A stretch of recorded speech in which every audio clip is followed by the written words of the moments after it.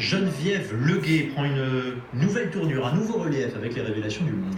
On apprend que le procureur de Nice a dans un premier temps dédouané la police pour ne pas contredire la version d'Emmanuel Macron. C'est ce qu'il a expliqué en tout cas à sa hiérarchie. Geneviève Leguet a saisi le Conseil supérieur de la magistrature pour obtenir des sanctions.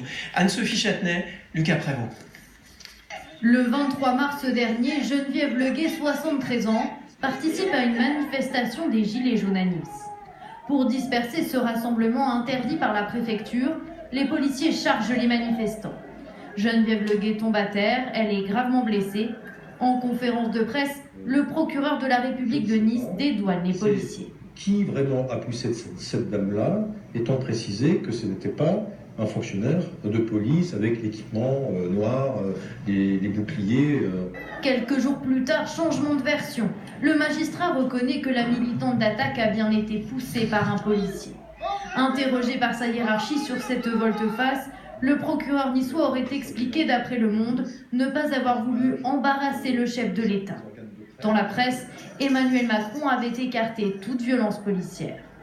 Disons que pour le moins, c'est quelque chose de très inhabituel. Le rôle du procureur de la République dans sa communication sur une enquête en cours, c'est de donner des éléments objectifs, justes et exacts sur l'enquête. Interpellée à ce sujet, la garde des Sceaux a rappelé l'indépendance des magistrats. Sur ces affaires qui sont des affaires individuelles, évidemment, les procureurs ne reçoivent aucune instruction de qui que ce soit. L'avocate de Geneviève Leguet dénonce, elle, de la part du procureur, une défense irréfléchie de l'institution judiciaire. Alors cas particulier pour les uns, symbole pour les autres, notamment pour le député de la France Insoumise, Éric Coquerel, qui évoque une nouvelle fois une dérive autoritaire. Écoutez. C'est un symbole de la dépendance malsaine de la justice et du politique, en tout cas des procureurs. Nous, ça fait un bout de temps, malheureusement, qu'on le dénonce. J'espère que la justice, maintenant, va être un peu plus efficace qu'elle l'a été. Enfin, c'est quand même sidérant. Moi, je n'hésite pas à parler. Je sais que ça provoque des fois des remous, mais je pense qu'on évolue vers un régime autoritaire, c'est-à-dire un régime qui, à un moment donné, utilise la justice et la police pour se maintenir, y compris avec une vraie enfreinte vis-à-vis des libertés publiques.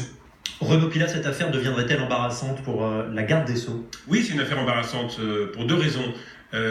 Embarrassante et désolante, je dirais.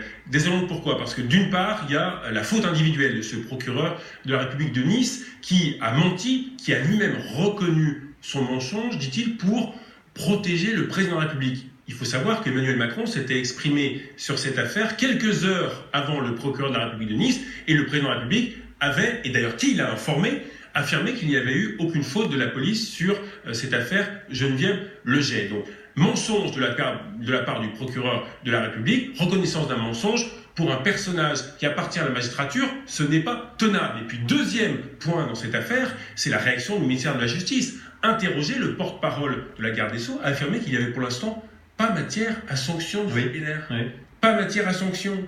Avec un procureur de la République de Nice qui a menti, qui a reconnu son mensonge, dans une affaire, il ne faut pas évidemment jeter l'opprobre sur l'ensemble de la justice, c'est un cas individuel, mais dans une affaire qui avait ému beaucoup et qui est représentative de ce qu'il peut y avoir de doute dans ce genre d'affaires entre les rapports entre la police et les citoyens. Bref, nous sommes fin juillet, au cœur de l'été, mais il me semble que le ministère de la Justice et Nicole Belloubet ne pourra pas garder longtemps le silence sur le manquement, la faute de ce procureur. C'est l'image de la justice et des institutions qui, dans ce cas-là, est en jeu. Merci Renaud pour cette